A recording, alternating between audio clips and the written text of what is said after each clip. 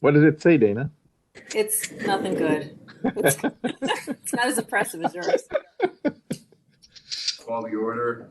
But you're impressive. Roll call. Oh, thank Dana, do you want to do Thank roll? Chris. Why Dana, you not? want to do roll call? Go ahead. Mr. Bordenero. Here. Mr. Fernandez. Here. Can you hear us? Mr. Grady. Yes, Here. there's a lag. Mr. Holmes Here. via phone. Mr. Lamaglio. Here. Mr. Paradis. Here, Rental questions. You have a quorum. red light means you're up. Red light is on. Should be on. Oh, red light's on. I don't know these fancy things. Okay, public comments? This is way above my ear. Okay, approval of the January 12th minutes. Can I have a motion? Make a motion to approve the minutes of the January 12th, 2021 regular meeting. Second. All in favor? Aye. Aye. Aye. Okay, thank you, Mark. Okay, let's do business. Let's discuss the tax abatement policy for Mr. Edge. Go ahead, Mr. Edge, it's all yours. Thank you very much, Board of Finance members.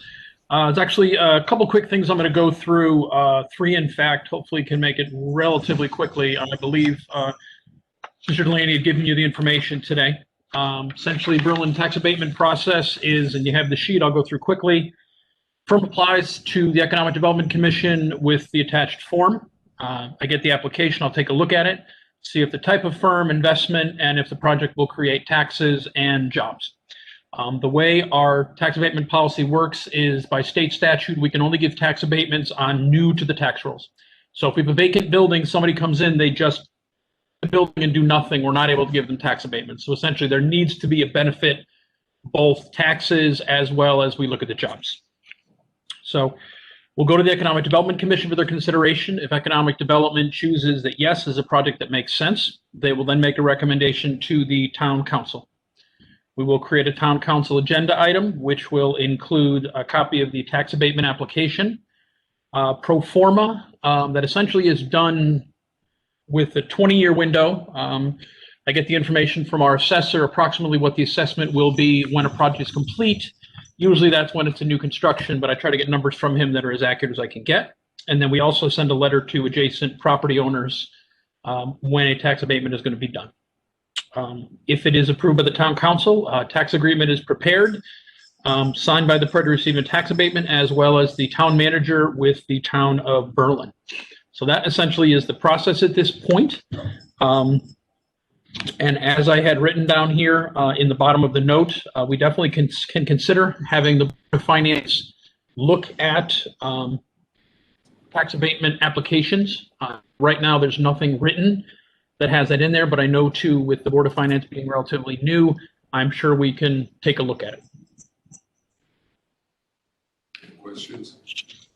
I got a couple questions about the tax abatement. Now, I know there was some question about it being on residential. Now, as far as that goes, is the tax abatement helping us to get premium residential in? In other words, the town being able to pick more of the projects it chooses by attracting better developers? As of right this moment, yes. The two projects we have, I believe both are definitely great quality. I know Mr. Orsini does great projects. The project by the train station, Seal Center, is going to be a quality project. And if the next project goes forward and hypothetically they ask for tax abatements, we're hoping that we would get a quality project, including 20% affordable, which would help us get closer to our 10% that we do need under state statute. Okay, and under state statute, we're required, that's the bare minimum we need. In other words, we can't be less than 10%. Yes, we're supposed to be at 10%. I know right now the legislature's been talking about a number of things. They're really pushing hard to get every community to 10%. I've heard different pieces of legislation. Most of them, if you're under 10%, it doesn't sound like they're going to, there's not a lot of carrots in what they're talking about. There's a lot of sticks. So my hope is— I've even heard that they're actually going to penalize towns that haven't reached the 10%. Now, So if we don't have that 10%, the state can actually come in and bypass our zoning and say, we want you to put this project here. If I understand that correctly. I mean, Roche may know a little bit about that too, or. Yeah, I believe there's, like what's happening up on Atkins Street. Yeah, it puts us in a very difficult situation. There's only certain things that the town can turn down. Usually it ends up being if utilities cannot get to the site, if there's safety issues, for instance, if let's say you're in a huge community and the distance to a fire department. If you look at the town of Newington, they had a Crest Pontiac down on 175. I'm losing the name of the road right now, but from CCSU. Town of Newington turned it down. It went to court. The town of Newington got beat because the town of Newington's reason for denying it did not fit and they were not near 10%. Do I think it could happen in the town of Berlin? I don't know. My own opinion is if we can get to 10%, we put ourselves in a position where we cannot be forced to do what we may or not necessarily want. If we are at 10%, we can then pick and choose. For instance, over on Deming Road, Metro. Now, Metro's done 4 projects. They're putting up a project right now that's going to be 80% market, 20% affordable. And if they can get CHFA financing, we will get credit for the entire project. Now, something like that is great. Metro's done projects in town. They do quality projects. And the project they're going to be doing for us is almost a mirror image of what they just finished in South Windsor. So we do have the ability to pick and choose as long as we can get to that 10%. Again, I can't say for certain numbers wise, but our hope is that between the project with Metro and then potentially a project from Mr. Diadio or potentially without Mr. Diadio, we can get to the 10%. But our hope is that we can get there and then put the town of Berlin in a position that would really, it puts us at the steering wheel versus the state of Connecticut, which is what we all want. Okay, and I mean, would you say that that abatement program is allowing us to pick our projects? I think it's definitely helpful, is what it is. I think the tax abatement gives us the ability to then look at it and say, okay, yes, we would like to do the commercial, we'd like to do the residential. Some things I'm going to mention to you a little bit later on the couple items is we are going to be putting some things in place which mandate what they can do and what they can't do. We don't want to see a project that is going to be 400 units and a convenience store. That serves no real benefit to the town of Berlin. We're hoping that we will get a project that does give us a nice mix of both the commercial and the residential. Commercial being the more taxable, residential being, again, we will bring folks in, but there is a cost as well to the residential and public services. Okay, thanks. Thank you. What's the percentage right now? Tim, hang on.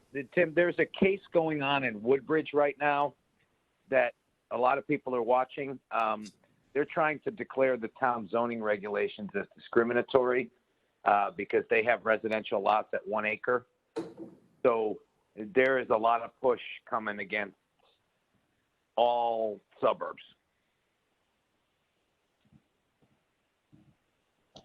Yep, yeah, you're right. So, Shauna, what is our percentage today?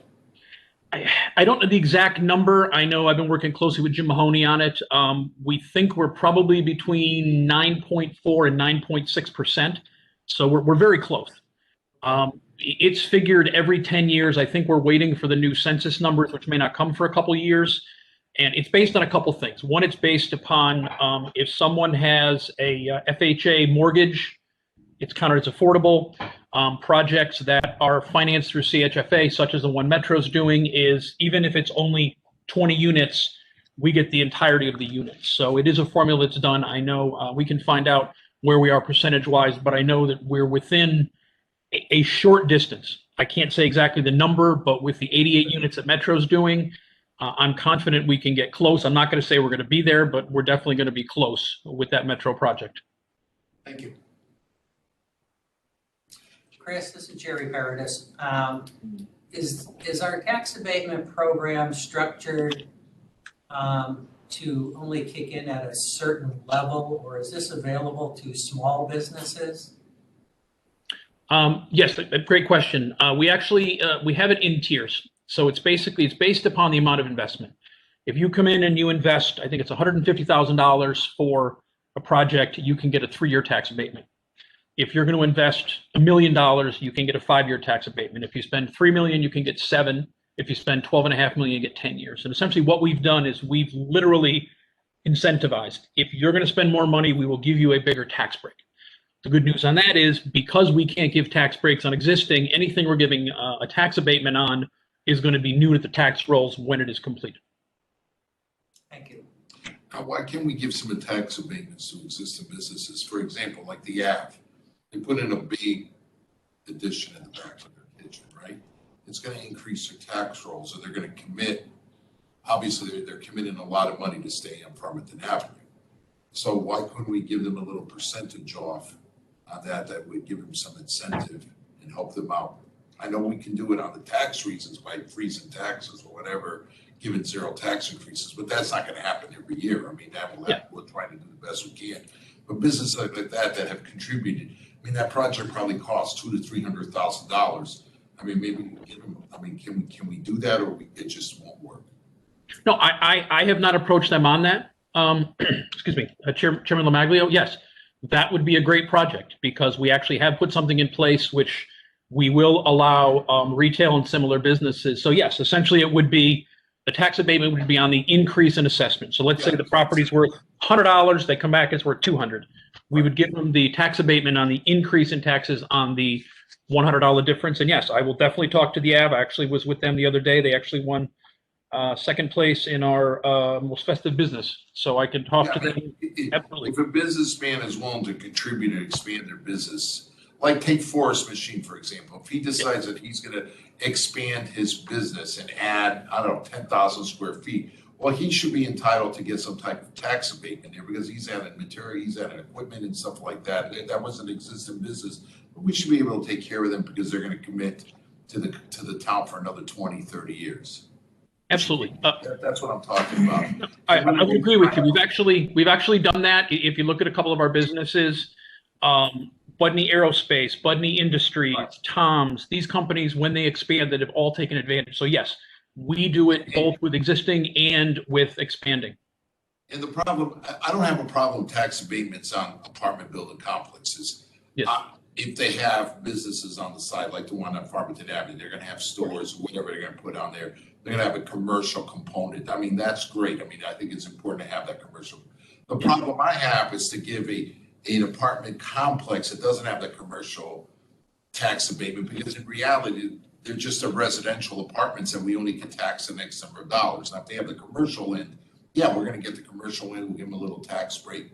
That's a plus. That's the only problem I have. I'm not against tax abatements. I'm just against giving a big developer who's gonna build a 300-400 unit apartment building and say, hey, listen, we're gonna give you some tax abatements come. Because that's gonna increase their services on the other hand. It's gonna increase our school system, our social services, and God knows what else it's gonna increase. That's the problem I had.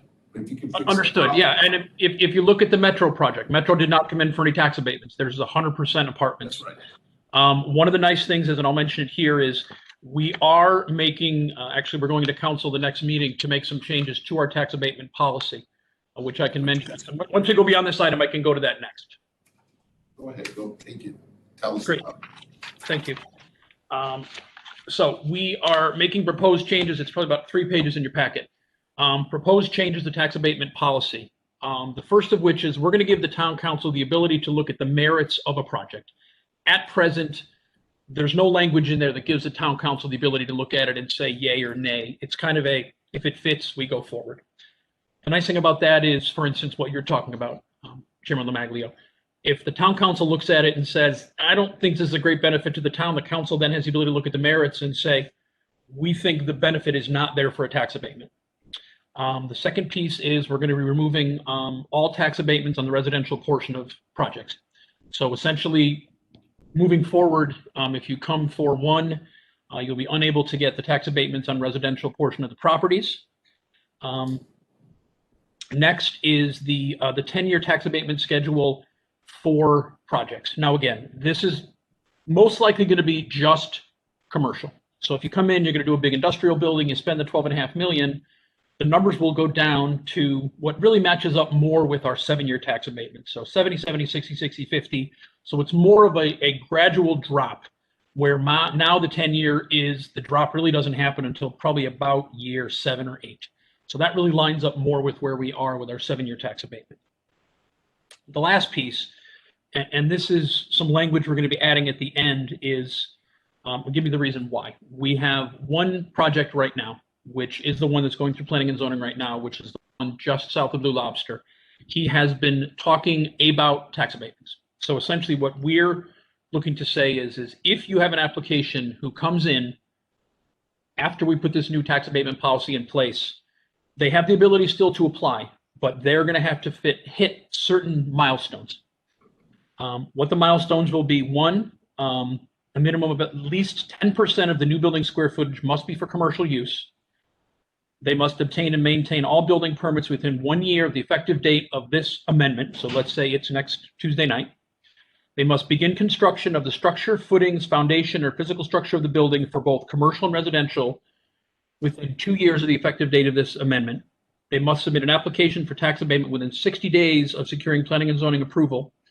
And they must complete construction of both the commercial portion of the project within 3 years of the effective date of this amendment. And essentially what we're saying is it needs to be at least 10%. The commercial needs to be both constructed and completed before we will do anything on the residential. So because this gentleman is currently in the mix, we're putting this in place that if he'd like to do this, he needs to hit these particular milestones in order to get the tax abatements. I like it. You like it? Yeah, that makes a lot of sense.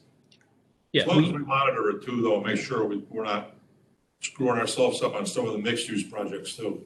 Yeah, no. I mean, and it's really looking at one particular project, the one that's in the mix right now, because there's already been discussions with the town. We need to have this in place because we don't want to have an expectation they're going to get something. We completely get rid of it. This, we're basically saying you must do X, Y, and Z, which I think is good for both the town, but also good for the developer as well, for the fact that he can't just go out there with a backhoe and start throwing dirt around. And that's the start of his project. We're basically saying year 1, year 2, year 3. The good thing about the tax abatements don't actually happen until the project's complete with certificate of occupancy. So the good thing is that we're not going to give the tax abatements to begin with. It'll be at the end of the project itself. And then again, I have I like the check and balances, because another problem I had was that I don't have a problem with economic development. You got to do what you got to do to try to get businesses. But I wanted the council to make sure that they have the final say on everything, because it's important. I mean, you guys are out there trying to get business. You make these critical decisions, Yes. but ultimately we need somebody else to look at it with more of a make sure. Absolutely. Well, I mean, economic development is nothing but advisory. Nothing economic development does is statutory. We can make a recommendation on the facade program. It needs to be okayed by the planner and/or planning and zoning commission. Tax abatement, same thing. So the good thing too is when we make recommendations, there's always another body that is giving us the blessing. So it's good. It's just the extra piece here, I think, is important. And I like the fact that you can keep the Board of Finance in the mix, because it'd be nice to know what we're getting for tax abatement. So Absolutely. Absolutely. And I think that is important as well. And I appreciate the chairman and vice chairman letting me know that. The last thing is we're going to council next week with some changes to the Newport tax abatement. Now, initially Newport came in and due to the basically delay and a couple other things, they came in for the tax abatement. We're putting in for the first time a phased in tax abatement. And essentially what this is going to mean dollars and cents wise is we are going to hold them at a lower level tax abatement until they hit the $12.5 million. So they will get a 7-year tax abatement on 861 Farmington Avenue. That's just on the improvements that they made on the building. 9 Steel Boulevard. Now, 9 Steel Boulevard is the first building they're going to build, which is going to be right next to Joel's, the old fire station. And then 10 Steel Boulevard, which is the medical building that's right in front of AMCO. The good thing about that is the 7-year tax abatements are 50-50, 40-40, 30-20, 10. So they're essentially going to start out at 50% tax abatement. It's not going to be at the higher level. Once they do get to the $12.5 million threshold, the abatements for the project will move to the 10-year schedule. So, for instance, let's say they're going forward, they're in year 3, the project will then go to year 4 in the tax abatements. It's not going to start over again.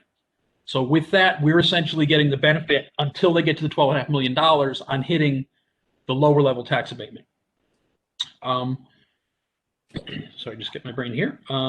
So the 5-year tax abatement for the 60-unit residential building at 55 Steel Boulevard, which is the bigger 2 units in the back, will not commence until the commercial building at 10 Steel Boulevard is developed. So we're looking to have both of the commercial buildings developed before they get any tax abatements on the apartments.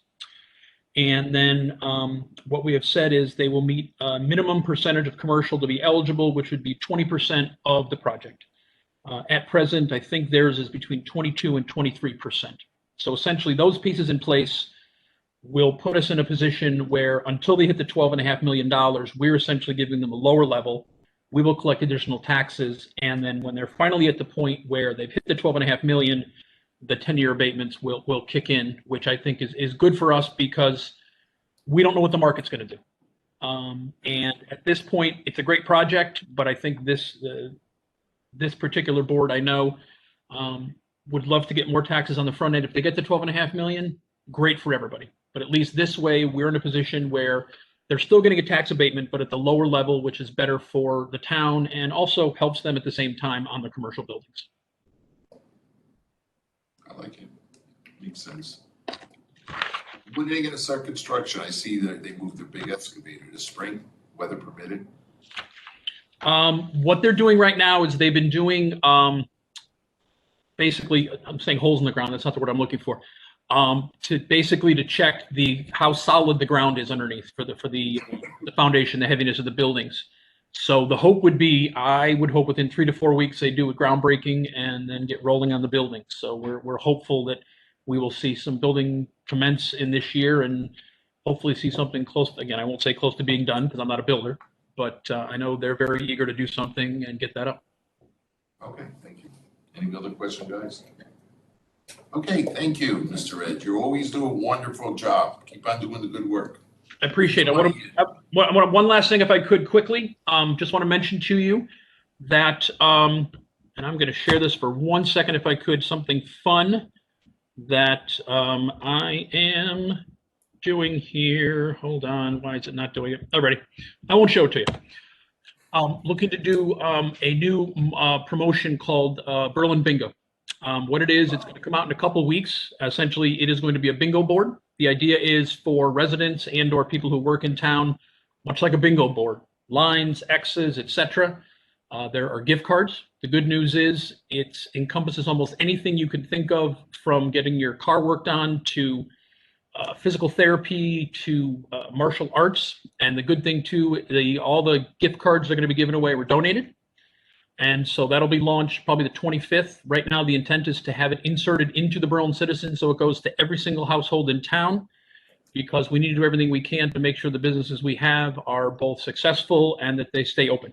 So more details will be determined. I want to let you know that because it's an exciting venture, and we think it can help a lot of businesses above and beyond the restaurants, which we've been working hard with. You know what? You do an excellent job. I like that idea. I commend you. That's fantastic.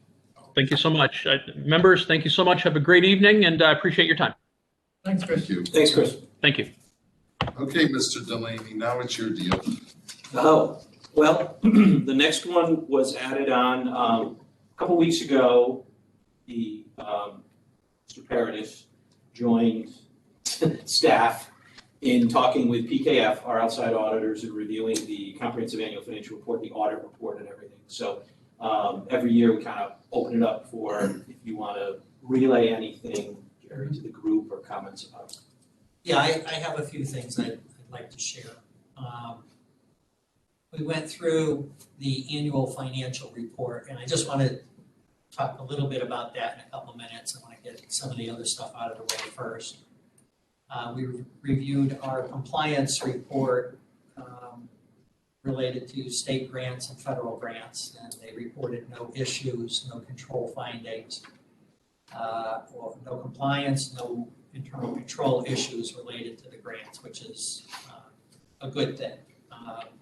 That shows that the town, our finance people and the town people that are involved with the grants that we run are running them in accordance with the programs as far as the ones that were tested. that's a good thing. They also issued their comments and recommendations to us. I don't know if you had everyone got it though, right? We shared it out. Shared it, Yeah. Well, I'm not gonna, hopefully you took a look at it. There's about a 5-page letter in there that has their comments and recommendations for controls, both at the town, the Board of Ed, the golf course, the Water and Sewer Commission. We discussed those in some, to some degree at the meeting. The Board of Ed people were at the meeting. So I think one of the more concerning issues related to the Board of Ed cutoff at the end of the year, just to make sure things were in the right year. Because obviously when we're running a budget, we want to make sure that the costs are just the costs for our year and not some other period. And there were some recommendations that were made there. I think what I'd like to see done is, and I think we talked about this one other year, but we sort of let it go without following up too much, is to get a written response from both the Finance Department and the Board of Education on what they are going to do in terms of corrective actions. And then have an item maybe every other month or so to update it for items that have not been cleared by the previous meeting. I think it's important that we show that we are interested in these things, that the systems and controls be improved.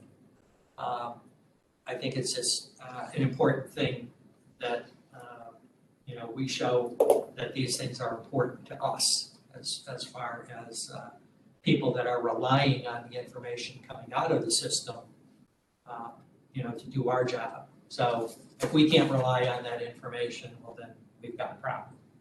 So I'd like to, through the chair, have us send out a request to the Board of Education and the Finance Department. Probably have to go through Arosha and the superintendent, just to ask that they provide us with a written, set of circumstances as to how they're going to correct these items and a time frame.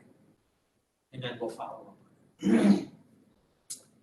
up. As far as the comprehensive annual report, I just want to talk a little bit about this. I mean, it's an overwhelming document. There's a lot to it, and people that are not, even people that are familiar with business and finance have to take a second look at these reports, because these reports are done on a different basis of accounting generally than regular businesses operate. And Tim and I had some discussions about a couple of the charts in the front of in the section of the report called the MD&A. And Tim and I had, I think, a very good conversation about what was going on here, and I expressed some concerns, and I think we're all on the same page here that I'm looking at page 16 and 17 in the report. If you have it, that's fine. If you don't, that's okay too. But it's where we're talking about the entity-wide financial statements and the pie charts there. And my point was that these charts are nice. Got some nice colors to them, look fancy and all, but it's on the basis of accounting where the perspective is looking at the town as a whole, bringing in everything except pension funds. We have governmental activities and we have business activities, and it's really a financial statement focus that's not really used by us to manage the town. Not by us, not by the town manager. Usually this is information that is more important to bond rating agencies to look at the long-term trends in some of the areas. And I think you know, when Tim and I were talking about the fact that people are always looking for, how is my tax dollars spent? I don't think this is a good chart to go to for how is my tax dollars. But you guys put together, I know in the budget presentation each year, you have a pie chart showing the breakdown. And I think what we came to was if we could get that same kind of presentation using the actuals for the general fund at some point, when people want to know, you know, how is our tax dollar being spent? You know, it should be basically the general fund.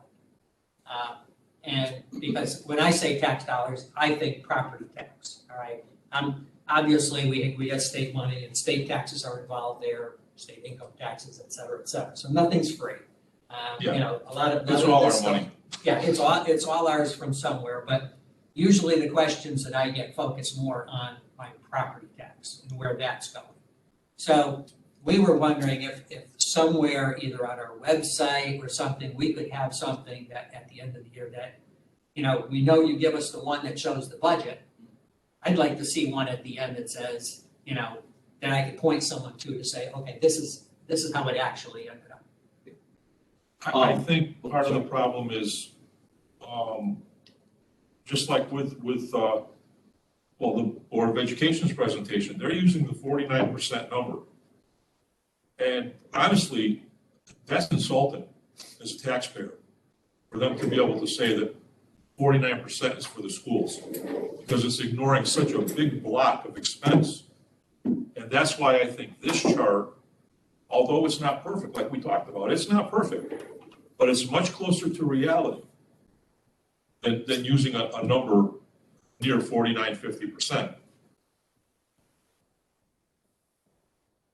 Well, interestingly, Roche and I have had this conversation. I know he's had conversations with the mayor about this as well, because there has been some interest expressed from some council members to include a chart, I would say a chart or two charts, revenue and expenditures, within the envelopes where tax bills come in, to explain that would be on a budgetary basis. This is the basis for your tax bill. Earlier this year, there was a request for that, and you may have seen probably, a month, 6 weeks ago in the Berlin Citizen, there was a breakdown of the percentages. That, in my opinion, is probably the best representation of where my tax dollars going. What that essentially does is it takes the budget and it says, let's take all of the expenditures by major groupings. So community development, general government, health and human services, not every department, but and Board of Ed, obviously, major groupings. And then backs off the revenue that applies to those areas. So for example, it would be the Board of Ed budget minus the education cost sharing grant to say, you know, you have this much of a gross budget, but within that budget, we've also assumed that we're going to get a certain grant level from the state. And there can be other grants embedded in there as well, and that would give you a net number.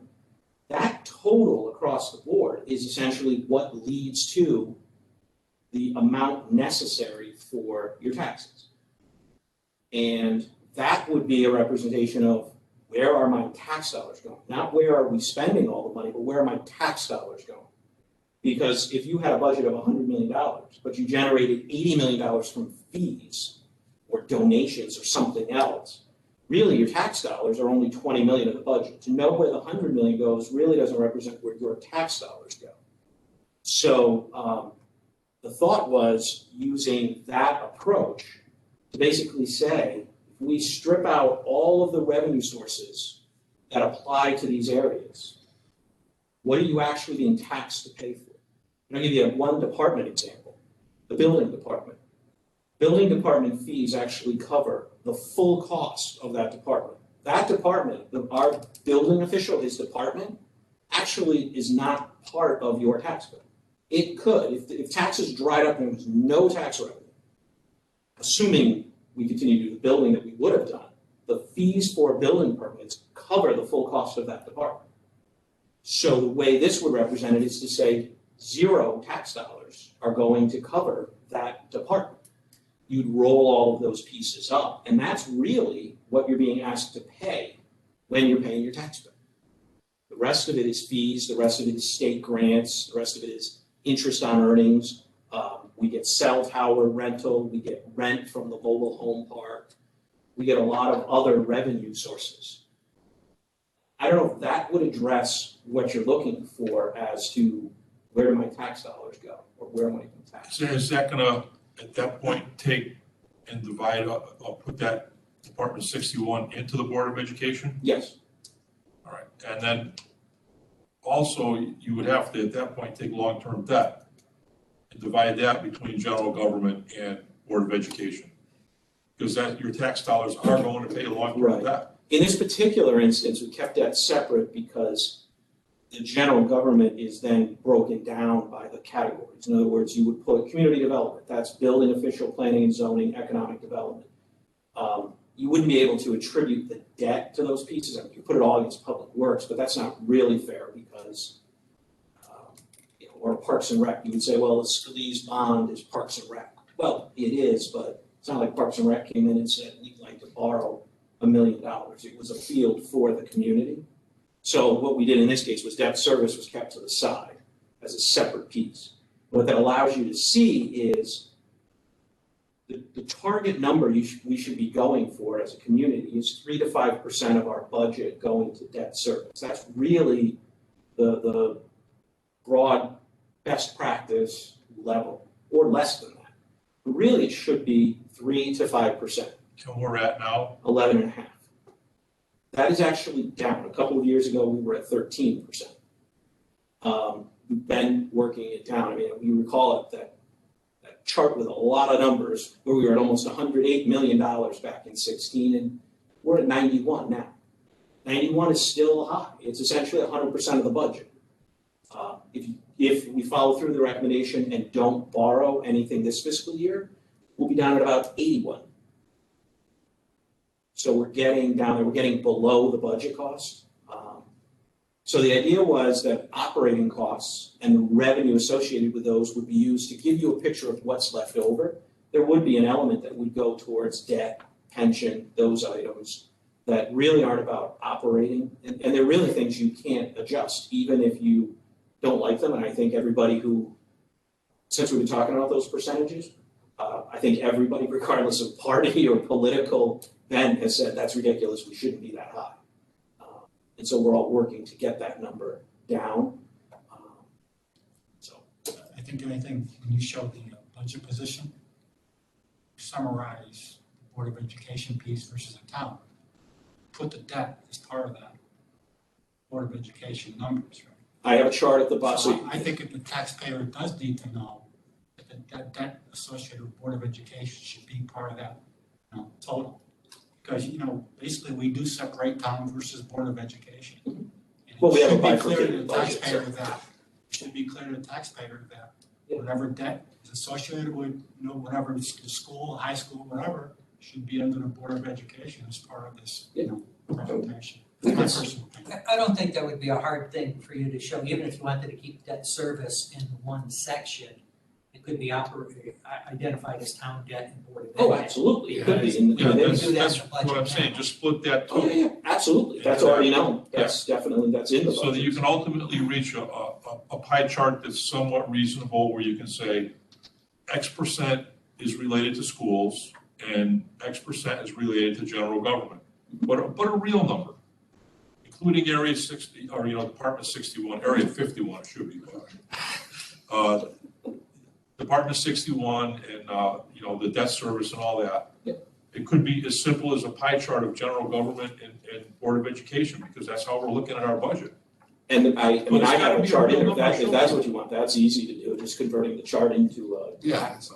I mean, from my perspective, the other one, the net cost thing, I mean, it sounds interesting to the geeks like me that are accountants, but I think it's overly complicated. I think people want to know, what are the expenditure categories, what are the revenue categories? Yeah. And just that, I mean, it's basically just percentages from our RSI 1 and 2.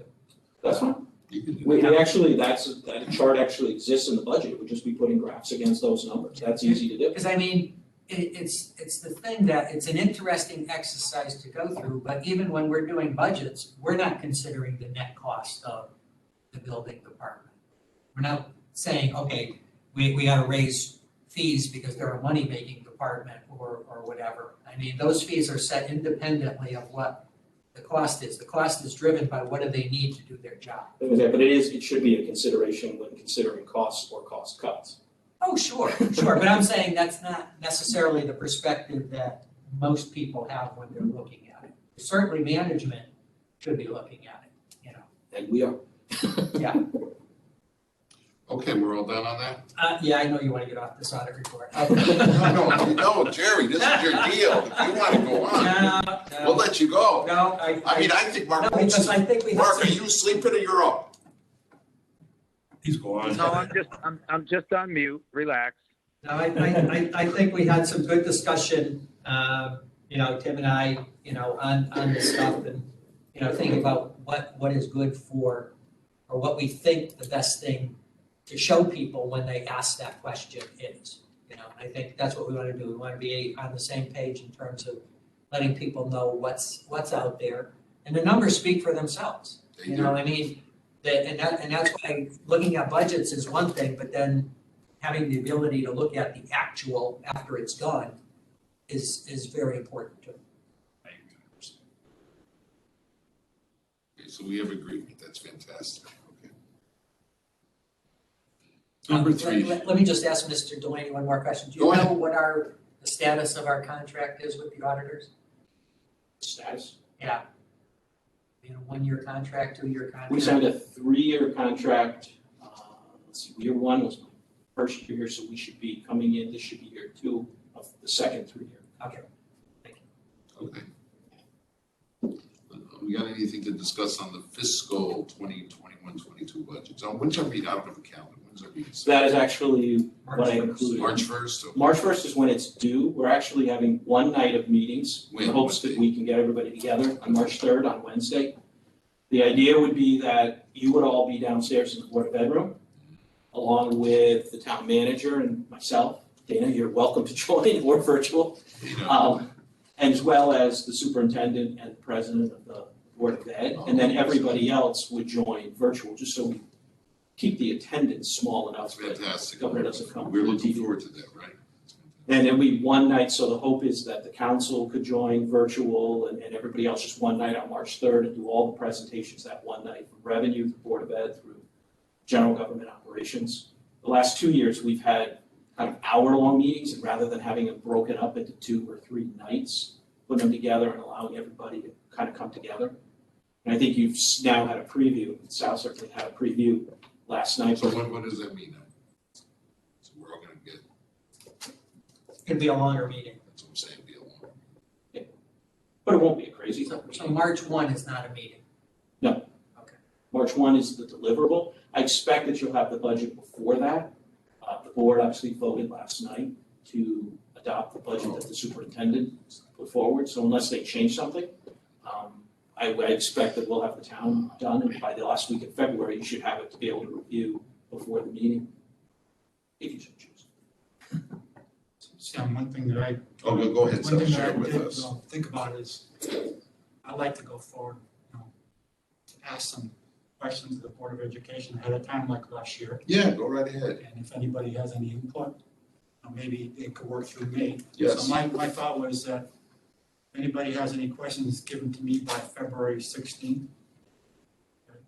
And we would give the BOE till February 26th to answer our questions so that we can look at them before the March 3rd meeting. Sounds fantastic. So, February 16th is a week from today, just so yeah, a week from today, and then we'll give them a week and a half or whatever to answer questions. And then at least we'll have some information in advance. Now, you know, sometimes they're a little slow in answering questions, but I did mention it last night to the finance person. What's her name again? Oh, actually, Ashley, the finance person, so she's aware that we're gonna go forward in that fashion, so. Care to share to us anything that you learned last night? Well, I mean, I think it's consistent with prior years is, you know, again, they're saying the majority of their increase is contractual. You know, so out of the 4.56% increase, they're saying 3.4% is all contractual obligation or whatever, and then the 1.1, whatever the balance is, some add-ons or whatever. You know, how they show that The charge. that stack chart or whatever and so forth.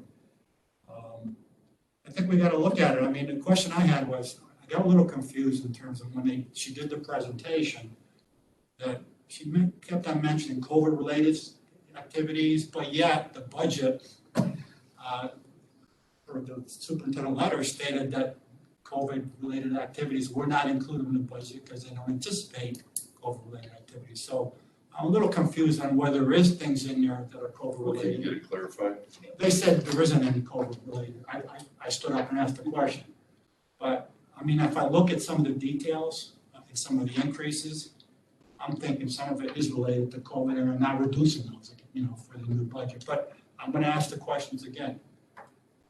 So, but, I mean, the other thing is, I don't know, Jerry, in your experience, but, I'd like to see what are they saying for grant monies as part of the budget process, because, last year or the year before, right, they didn't spend $1 million in choice, right, and we have no awareness that was happening, you know what I mean, because we don't know they make transfers till later or whatever. Isn't there a possibility that in their process, what do they do, a gross budget first?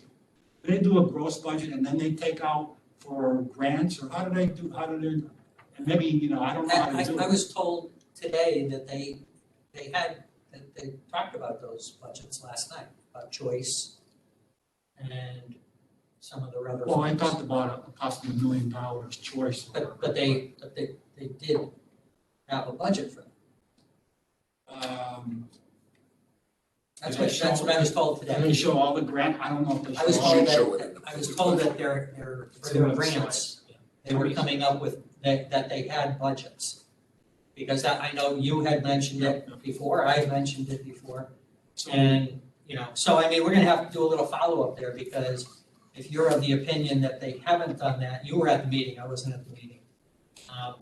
But unless I misunderstood, I was told that they did a choice budget, and for some of these other COVID things, some of those come attached with a budget.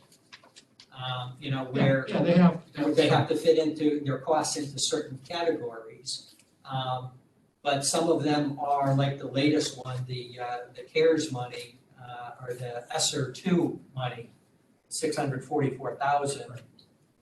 That has categories, but it's an entitlement grant. I mean, and like you, I want to know, when do we have to spend this? Because I've heard two different dates talking to different people. I've heard September 22 and I've heard September 23. So I also asked that question today. And I think we do have to, know what that is. I don't have any great feelings that these COVID grants such as that are going to end up being used to help us as far as their budget is concerned, but I think it's going to help as far as some of the bigger issues of long-term air quality and things like that.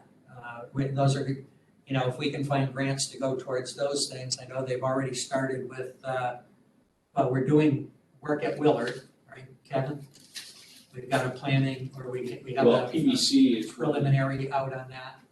PVC is working towards potential project. Yeah, and they used one of the early grants to do the air quality study, which I think was like $190,000.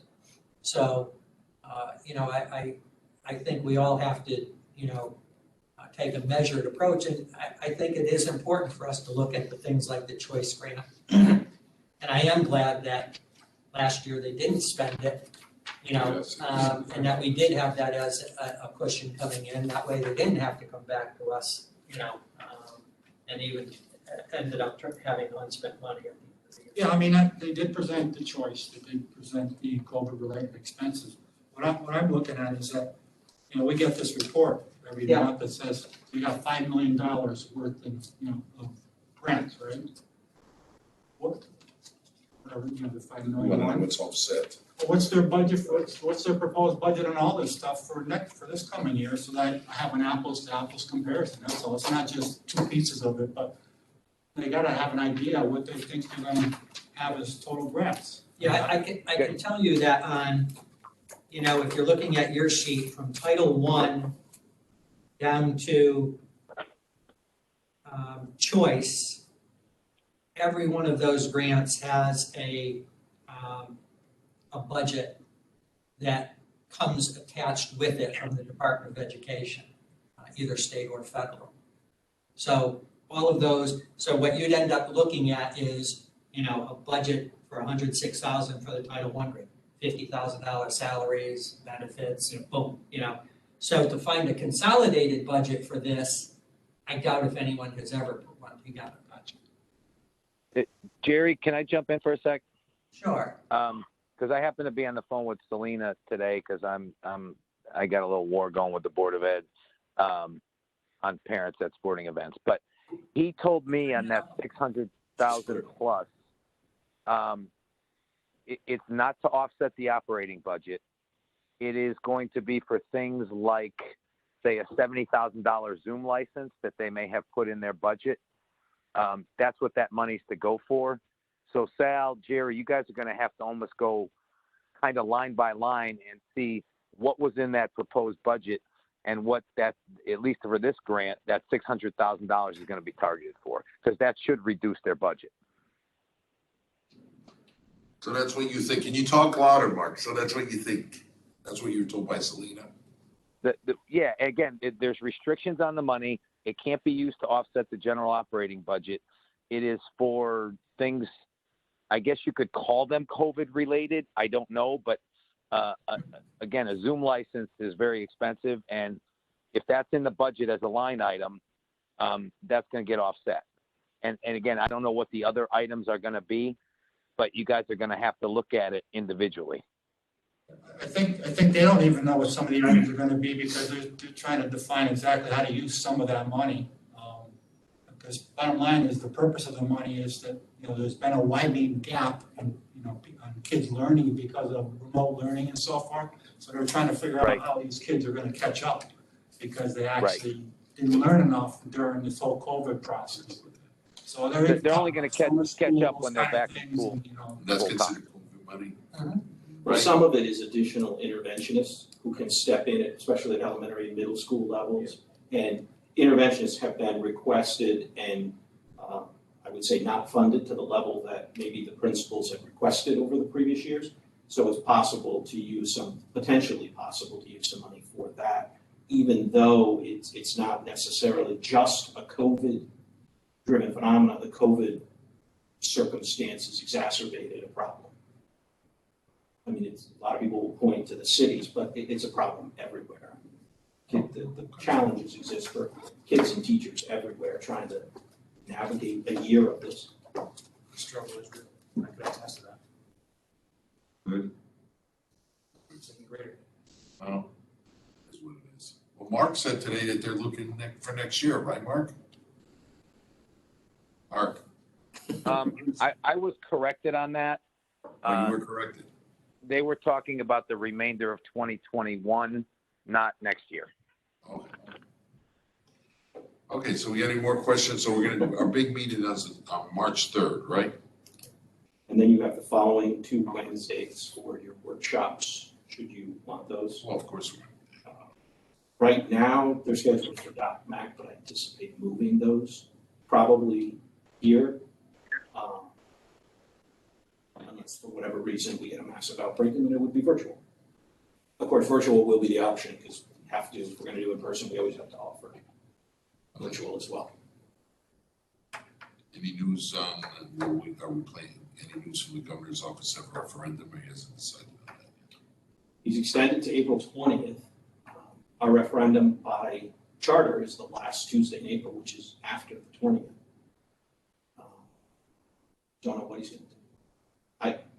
My suspicion is that he will probably extend it only because the vaccinations, I think, are rolling out slower than expected. Not blaming anybody, it's just not happening as quickly as they hoped.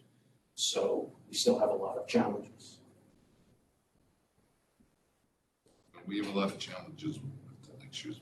Even last night's meeting, I think I was the only public audience there. I mean, besides the administrators, there wasn't anybody, you know, people aren't going to show up. No, for sure. Somebody actually, I was talking with somebody today about that, and they commented on the fact that one of the biggest challenges, until you see the budget together, it's hard to look at one piece and say I'm for or against that. I mean, obviously, if you're a parent, you're for quality education and everything here. That's not unique to Berlin, that's everywhere. But then once you can see the full picture, that's when people will start to have a reaction to it. Full picture right now is a tough picture, I will tell you. It's a very tough picture out there right now. Question about it. Okay, anybody else? Okay. We got the EP. Yeah, just a couple of updates.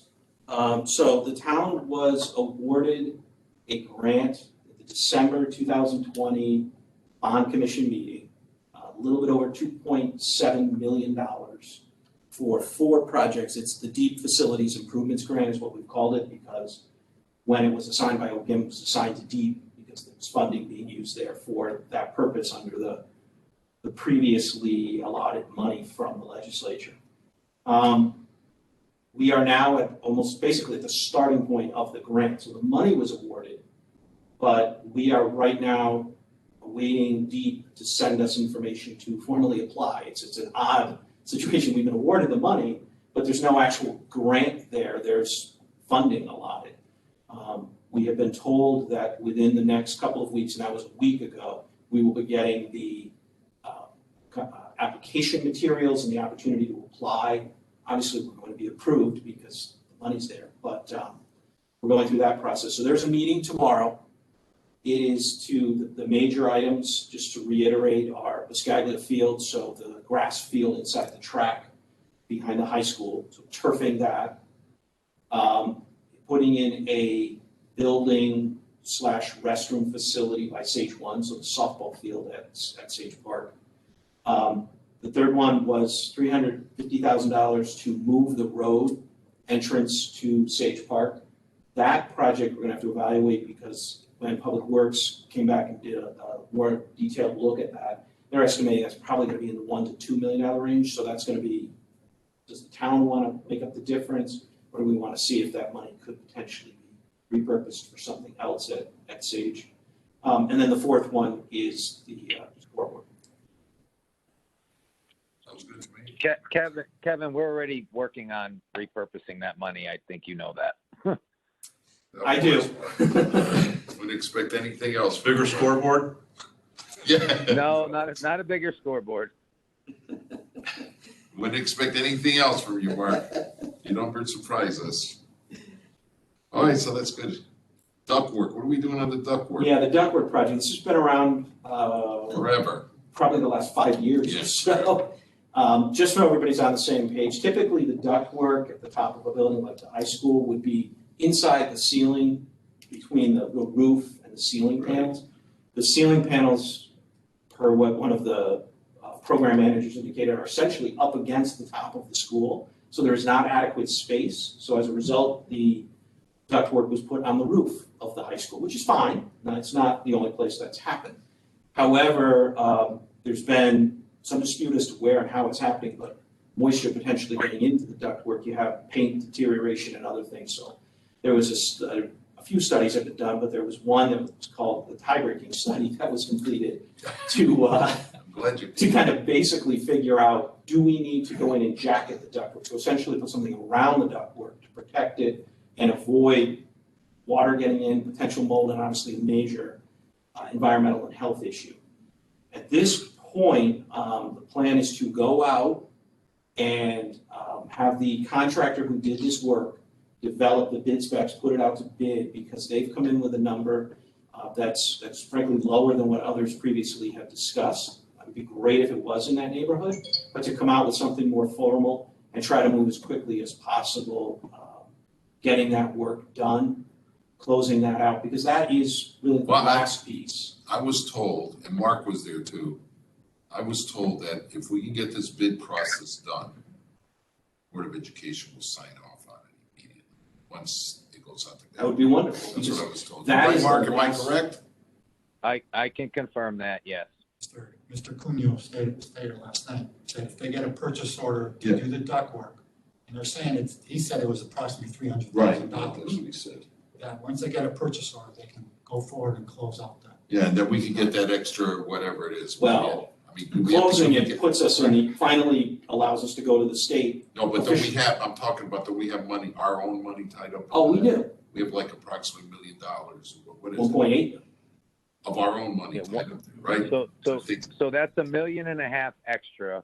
And then Jerry, you would know better than anybody how long that audit takes, a year, maybe more, to get the extra 3 million. It take 10 years?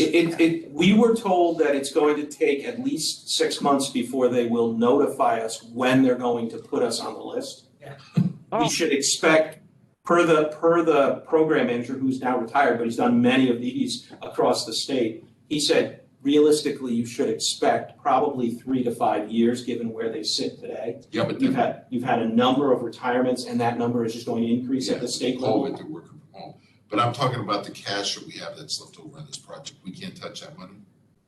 We've left that money No, in but I'm there just until the saying- project was Right, closed. once it's closed, we can't touch it till the audit, or can we touch it? No, we can touch that. That's my point. I don't care about. But I that. wouldn't run with the reason that there's concern is that 300,000 is much lower. No, It but would be wonderful, it's 300 grand to do But it. you missed my point. I We understand. I can, don't we care. can use that for My other point stuff. is whatever money's left on that, and if we can get that purchase order and we can get that money in before the budget season, we could use some of that cash, for example, to buy the other half of the fire truck or whatever.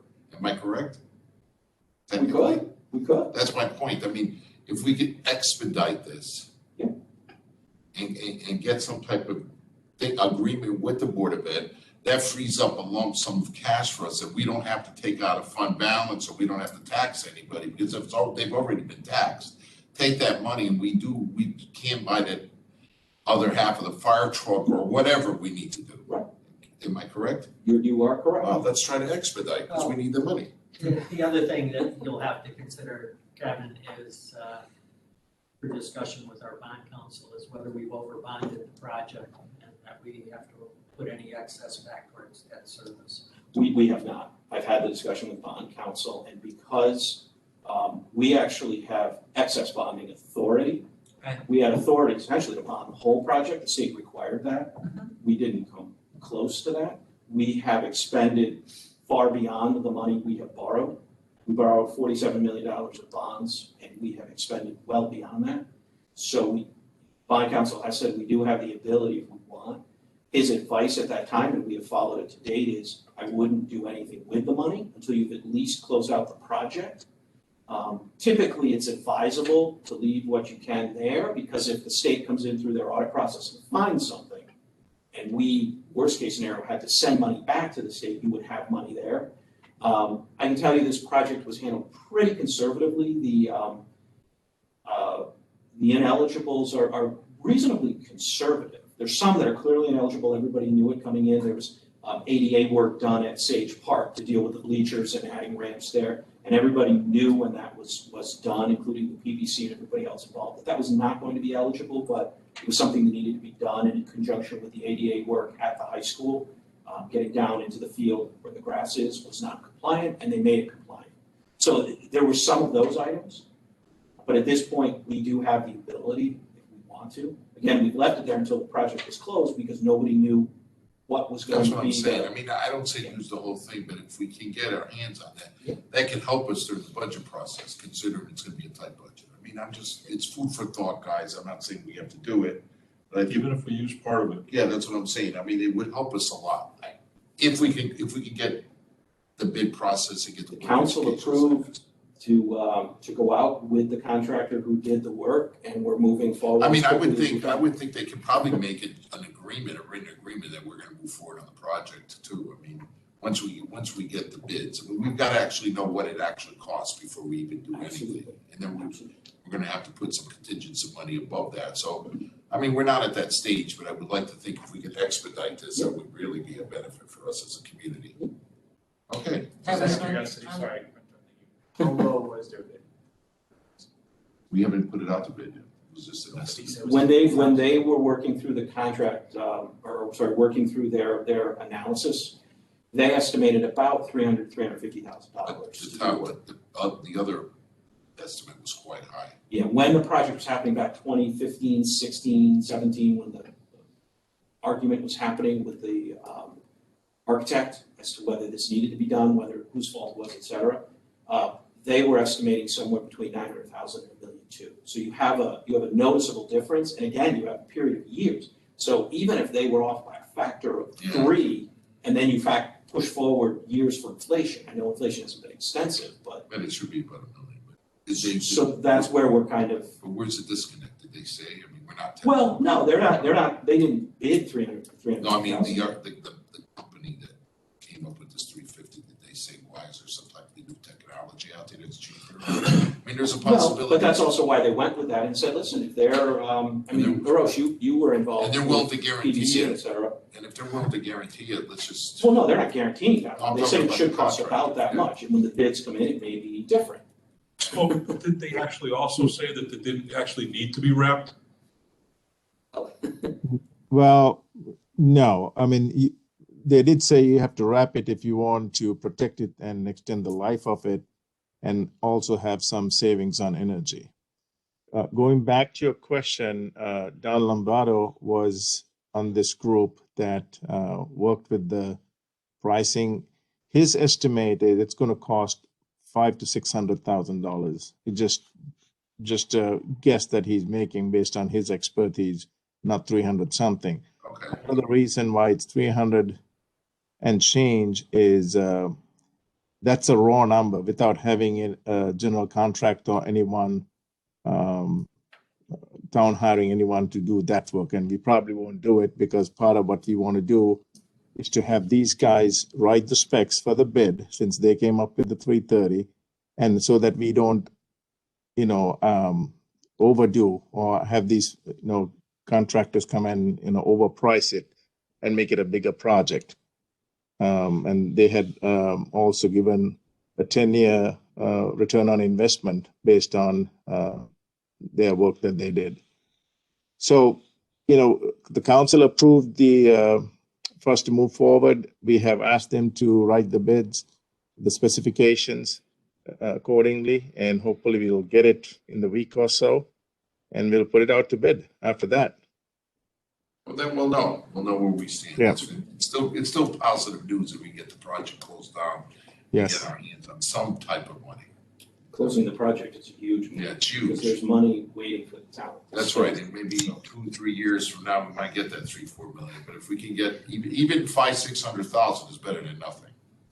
That's the way I look at it. Well, we're sitting on what, 1.8 million? So if he says 500, we So can. even if it costs 600,000, we still got over $1 million. That's what I'm saying. It will really help us out a great deal if we can get that. That'd be really a game changer for us right now. Okay, that's fantastic. Good news. See, Kevin, you gave us some good news today. Jerry, if you had a star, you can give a star. Go ahead, Kevin, finance. Just a couple of quick updates. Tax revenues and revenues as a whole are coming in pretty solid. The revenue risks continue to be the same. So, interest rates are low. They have creeped up a little bit, but they're not nearly where they were before. And we don't expect, again, the proposal is not to bond, which would mean that the bond premium piece in the revenue budget would be zero. But I think overall that would actually be a net positive, even though a short revenue gap. I think that's a strong positive for the community. Again, tax revenues in January came in pretty solid, so we're looking in decent shape coming in through that piece of it, which is encouraging. This was kind of that period of time when we thought there might be some shortfall, and right now we're looking okay, but we always have February. February also has some decent tax revenue, so we'll see how February closes out, where we go from there. Expenditures, we continue to run things pretty tightly. We continue to keep an eye on all of the expenditures, everything from hiring, we're questioning all of those. One thing I will point out is we've had a few storms, obviously you're aware, and just to give you perspective, not with Sunday's storm, but the last 2 weeks, so we just had our payroll close this week, and between our highway and grounds groups of the roads, the driveways, the parking lots, the stairs, et cetera, we spent $35,000 this week just in storm overtime for the folks to do. That's pretty substantial. We have a little over $53,000 left in storm overtime collectively between highway, grounds, and the garage. Sunday, obviously, we'll eat into some of that, and we will go from there, but we may be, I just prepare you that I may be coming back. We have a tax contingency. So there's $100,000 worth of contingency that was put into the budget. I do expect to need some of that for both storm overtime as well as the account called truck rental. That's basically where we've outsourced to a couple of other companies to do cul-de-sacs and some of the other areas that are a little more challenging for the larger trucks that we have in highway. Also expect that we're probably going to come back and ask for a little bit of that for tax refunds. This is now the third year that we've shown them as an expense item, and they've come in a little bit higher again than we expected, so I expect to move some of that over. But we are managing as tight as we can to avoid going above the 100,000 of contingency that we have. But I do have some other places where I know we've come in light, and there are some opportunities should the storms continue to be really bad in February and into March. Health insurance fund is continuing to be strong. I know I've spent the last couple of years with you guys telling you that our fund balance was pretty low, but our cash was okay, and we've obviously rebuilt that. During COVID, there's been a lot fewer doctor visits, no surprise there, but I will also comment that Anthem has gone through a system conversion, and when you look at the numbers here, we have yet to receive $1 of claims as a draw in calendar 2021, so they literally have not billed us for any claims, medical, dental, vision, anything in 2021. There are some other communities that have experienced the same thing, so I do expect in the next couple of months that catch-up will occur. People went to the doctor in January, we just haven't seen any of the bills. So we are artificially high for that reason as well as COVID. We're still solid, but it's not quite as rosy as it might appear here. And we continue to do work on the Hubbard fire alarm and McGee HVAC. I know the fire marshal has been working with the engineers on the design. So that, as you'll recall, is the second school we've done in the last 2 years. McGee was upgraded last year. Obviously, the high school was part of the project, was upgraded. McGee was last year. Hubbard is now. When you see the budget, one of the items that we're requesting is to do Willard next year. These fire systems, they're not at a point of breaking. McGee it was faulty, I should say faulty, it was going off unexpectedly at times, so it really needed to be done. It is wise for us to do it, and we're continuing that process. The idea would be to do Willard and then to do Griswold and have all of the fire alarm systems upgraded at all of the schools, which I think is a critical safety measure. That's it for the update. If you have any questions. Kevin, I heard, was there a reduction in people at DNA? I overheard something. I don't know if that's right or wrong. Yeah, Reduction in what? Look at the revenues and the expenditures. No, but somebody said there was at I least. thought there was something about staffing would be reduced. Yes, That might have been a town meeting. Maybe I may have missed it. It was a nurse, admin. yeah. Obviously, we look at everything throughout the budget and into the upcoming year. Roche, I don't know if you want to address. Should we? Yeah. So, I mean, maybe I'll chime in here a little.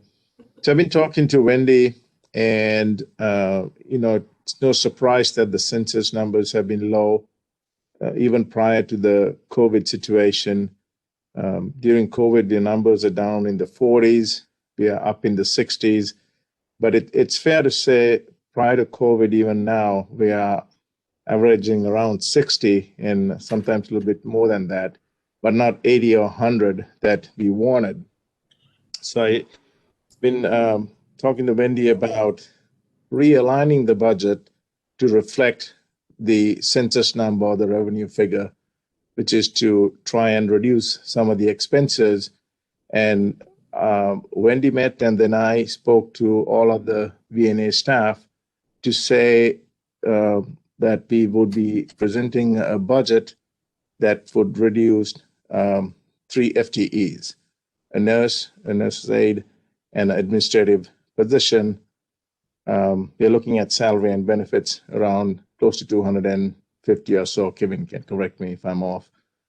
And that's the plan right now. And again, after COVID, if things improve, and I hope in 2023 people are banging on the door to get in, and we can't. We are turning away folks.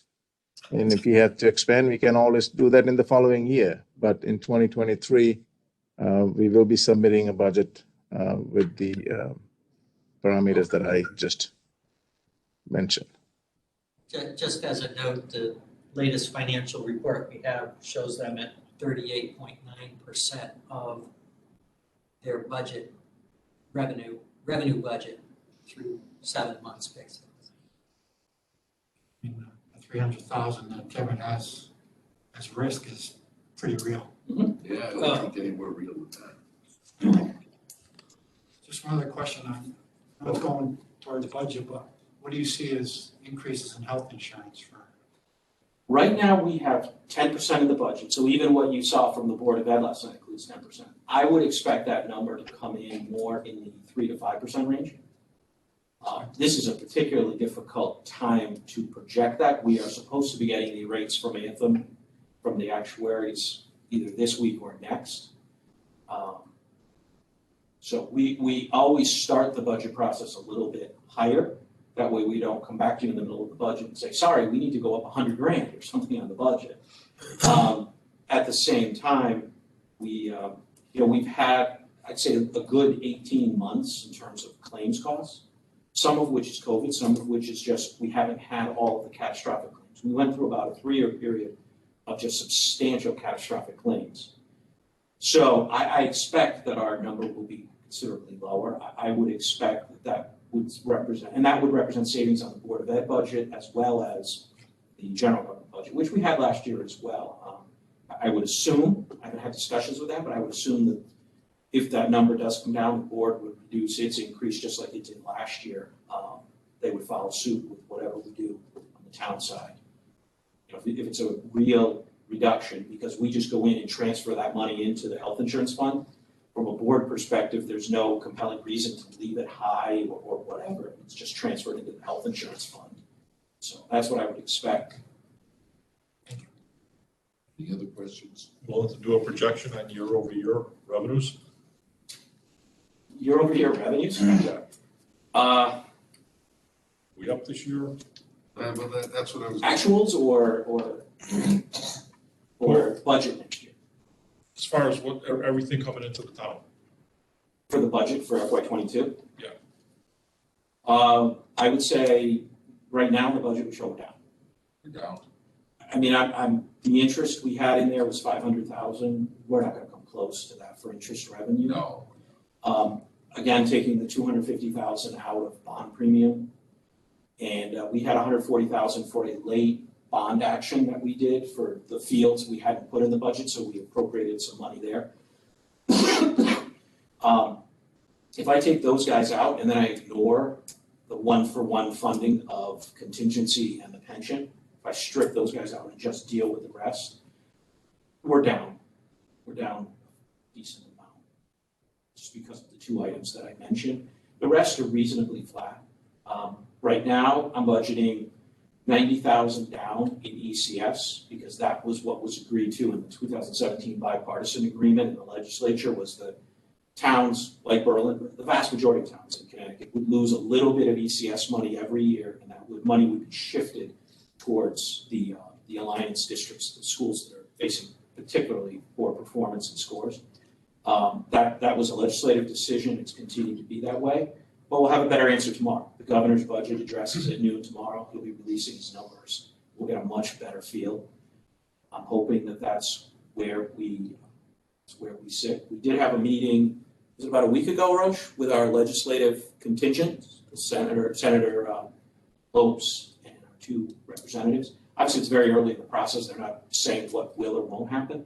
What I will say is encouraging is Council of Small Towns had their annual meeting in January, and Governor Lamont was a speaker there. He was specifically asked about education cost sharing and about teachers' retirement, shifting money from the state to municipalities. He specifically said he will not be looking for cuts in the education cost sharing. So I still expect the 90,000 as part of that plan, but last year, you may recall, or 2 years ago, when he did his first biennial budget, he actually sped that up from 10 years to 5, and it was a substantial item. And the legislature came back and basically said, no, we don't agree with that, put the money back where it was. He indicated at the cost meeting that he does not intend to go that direction this time. So that's an encouraging start. He also said he does not intend in his budget to ask municipalities to shoulder some of the cost of the teacher's retirement shortfall. So both are encouraging starts. Obviously, the legislature saved the towns a couple of years ago from that original plan. So to start from that point is positive for the towns. Again, none of the legislators could or would sign up for what they're doing because it's just so early in their process. I think it's encouraging. And tomorrow we should get more from the governor. I'm still hopeful that we will hold firm to town aid road and municipal project grants because that is money that Public Works uses for road work and sidewalk work. And there's been a number of roads done. There have been roads on Park Road where Comcast is down there. I know the businesses there have been clamoring for a couple of years. They were able to use the money from those grants to redo that road finally. I've heard some positive comments from the businesses there.